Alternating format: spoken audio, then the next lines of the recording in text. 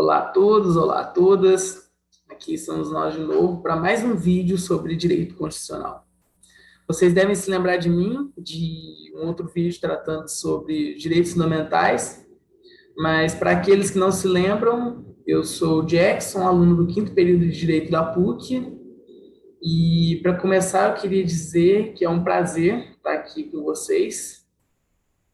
E hoje tratando sobre o tema os direitos fundamentais no contexto da pandemia do coronavírus, ou Covid-19.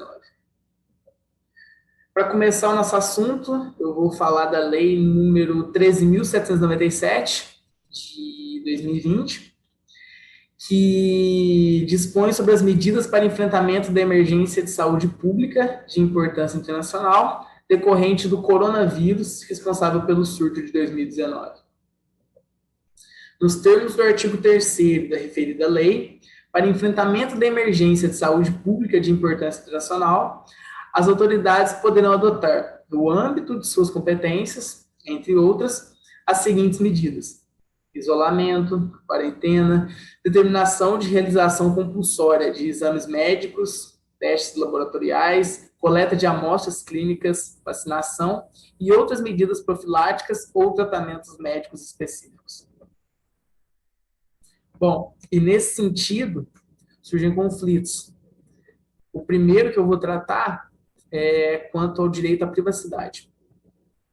O artigo 5º da nossa Constituição, no inciso 10º, diz que são invioláveis a intimidade, a vida privada, a honra e a imagem das pessoas, assegurado o direito à indenização pelo dano material ou moral decorrente de sua violação. E o nosso artigo 15º da Constituição vem dizer também que ninguém pode ser constrangido a submeter-se, com risco de vida, a tratamento médico ou a intervenção cirúrgica. Uma ação que gera um conflito de direito fundamental é o acordo entre o poder público e as empresas de telefonia móvel no intuito de monitorar e rastrear a localização das pessoas que supostamente violarem a quarentena. E qual é o conflito que isso gera? Esse conflito é quanto ao sigilo de comunicação. O artigo 5º da nossa Constituição, no seu inciso 12º, ele vem dizer que é inviolável o sigilo da correspondência e das comunicações telegráficas, de dados e das comunicações telefônicas, salvo, no último caso, por ordem judicial, nas hipóteses e na forma que a lei estabelecer para fim de investigação criminal ou instrução processual penal. Bom, outra ação que gera um conflito de direito fundamental é o fechamento de templos religiosos como medida de controle de contágio. O fechamento das igrejas, proibição de cultos. Bom, e qual é o conflito que isso gera? Esse conflito está relacionado à liberdade religiosa. Mais uma vez, o artigo 5º da nossa Constituição, no seu inciso 6º, ele vem dizer que é inviolável a liberdade de consciência e de crença, sendo assegurado o livre exercício dos cultos religiosos e garantida, na forma da lei, a proteção aos locais de culto e às suas liturgias. O artigo 12 também, no seu parágrafo 1º, ele vem dizer que toda pessoa tem direito à liberdade de consciência e de religião. Esse direito implica a liberdade de conservar sua religião ou suas crenças, ou de mudar de religião ou de crenças, bem como a liberdade de professar e divulgar sua religião ou suas crenças, individual ou coletivamente, tanto em público como em privado. E ainda no seu parágrafo 2º, diz que ninguém pode ser objeto de medidas restritivas que possam limitar sua liberdade de conservar sua religião ou suas crenças, ou de mudar de religião ou de crenças. Outra ação que gera conflitos é o lockdown, implementação de barreiras sanitárias, toque de recolher, ações que limitem a movimentação, o trânsito de pessoas. Bom, o conflito ele é relacionado à liberdade de locomoção.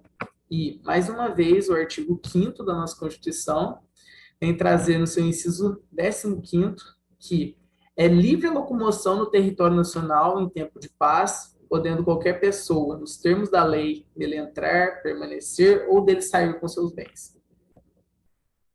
Outra ação, a interrupção de atividades comerciais e empresariais não consideradas essenciais. Bom, o conflito que isso gera é quanto ao livre comércio.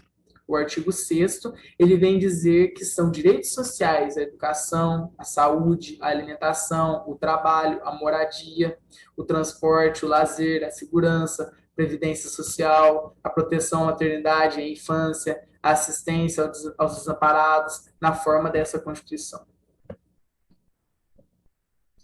Outra ação, essa que todos nós estamos presenciando dia a dia, é a interrupção das aulas presenciais. E esse conflito claramente é relacionado ao direito à educação.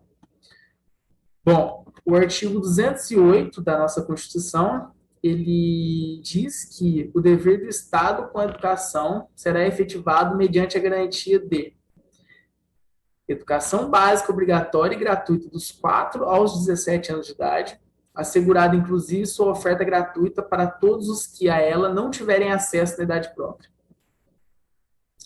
Bom, no total são 22 artigos na Constituição Federal que tratam da temática da educação. E é complicado falar desse assunto porque ao mesmo tempo em que o Estado ele tem como dever garantir a educação, o mesmo Estado teve que tomar como medida de contenção do coronavírus, fechamento das escolas e início do sistema remoto.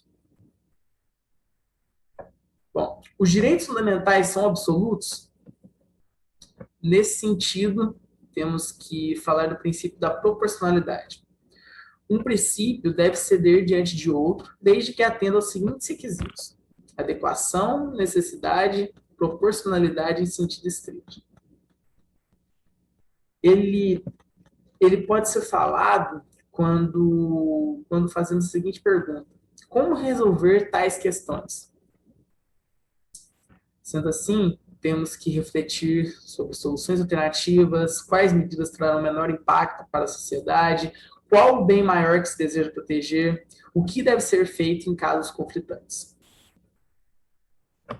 Medidas temporárias, embora entrem em conflito direto com os direitos fundamentais, são teoricamente um mal menor que tem o objetivo de salvaguardar bem maior para a coletividade.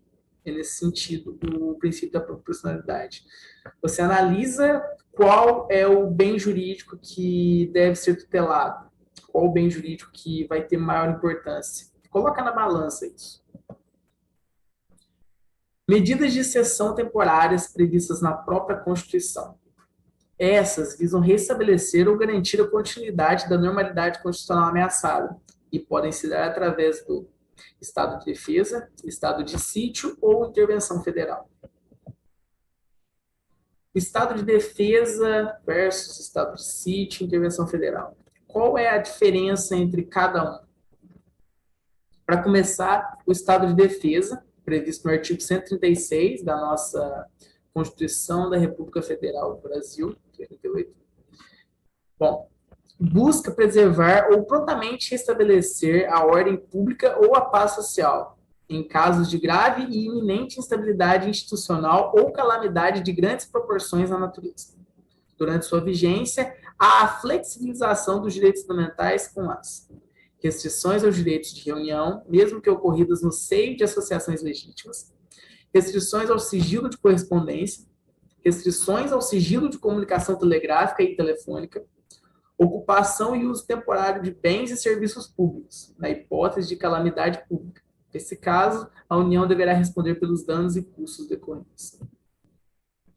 Agora, o estado de sítio, previsto no artigo seguinte, o artigo 137 da Constituição. Aplicado em casos de comoção grave de repercussão nacional, de fatos que comprovem a ineficácia de medida tomada durante o estado de defesa ou por declaração de estado de guerra ou resposta à agressão armada estrangeira. Durante a sua vigência, há flexibilização dos direitos fundamentais com a obrigação de permanência em localidade determinada, a detenção em edifício não destinado a acusados ou condenados por crimes comuns, restrições relativas à inviolabilidade da correspondência, ao sigilo das comunicações, à prestação de informações e à liberdade de imprensa, radiodifusão e televisão, na forma da lei. A suspensão da liberdade de reunião, a busca e apreensão em domicílio e etc. Agora, por último, a intervenção federal. Essa prevista nos artigos 34 e 36 da Constituição.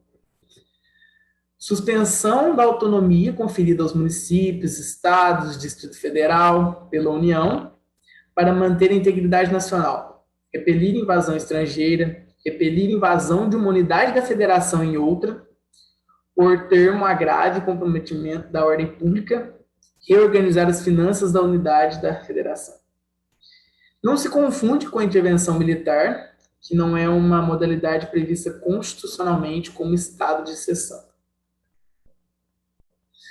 Bom, mas afinal de contas, o que deve prevalecer, então? O direito individual do paciente com Covid-19 de ser tratado em um local de grande circulação ou o direito coletivo dos demais indivíduos de não ser infectado? Essa foi uma matéria publicada pelo Dr. Douglas Oliveira no portal Migalhas.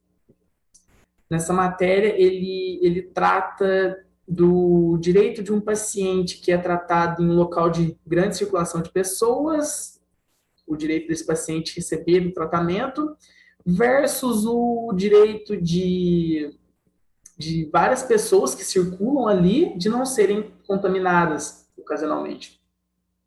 Bom, em relação ao direito constitucional brasileiro, o direito à saúde foi positivado na Constituição Federal de 88 e está previsto no artigo 6º, caput, e de forma mais detalhada nos artigos 196 e seguintes, um direito fundamental vinculado ao princípio da dignidade da pessoa humana e ao próprio direito à vida. Bom, ocorre que nos grandes centros é muito comum a descentralização dos profissionais de saúde, de hospitais ou clínicas de administração complexa, sendo cada vez mais corriqueiro que centros médicos, clínicas e outros profissionais da saúde se desloquem para locais de grande circulação de pessoas, como, por exemplo, prédios comerciais, galerias, shopping centers, entre outros. Nesse sentido, quando os pacientes infectados pelo vírus da Covid-19 procuram tratamento nesses locais de grande circulação de pessoas, é que surgem as dúvidas, discussões, pois o direito do paciente à saúde, ele é constitucionalmente garantido.